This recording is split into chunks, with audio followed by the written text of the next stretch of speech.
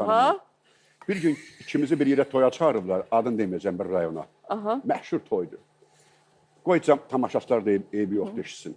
Könül xanım 5000 manat alacaq, mən 3500 manat. Qulaq asın, hə, qulaq. Deməli toy. Mənim canım, həqiqəti danışırsansa, bax, düz danışırıqsa sıfırın birini götür oradan. 500. Sıfırın birini götüreyim. Hə, 500. 500, 500 hə. Hə, 5000 deyirsən, heç çaşqın. Deməli, bəri bax. Toya 3 gün qalmış ev yiyəsi zəng eləyir. Gəl götür. Ev yiyəsi zəng eləyir. Bu da işsəndə. Ağlar müəllim, toy qaldı. Bu da işsəndə. Toy qaldı, bəs qaynanam getdi rəhmətə.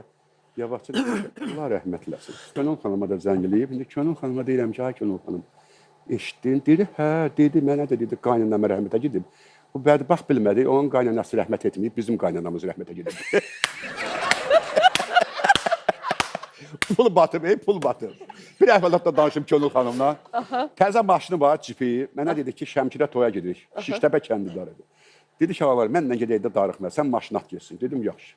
Gedirik, Ucar Yevlaq yolu, yaxşı yoldur axı. Elə Ucarda çörək yedik, yol gedirik, gördüm o səs gəlir. Dedim, ay Könül xanım, bu nədir? Bax, burada belə baxır.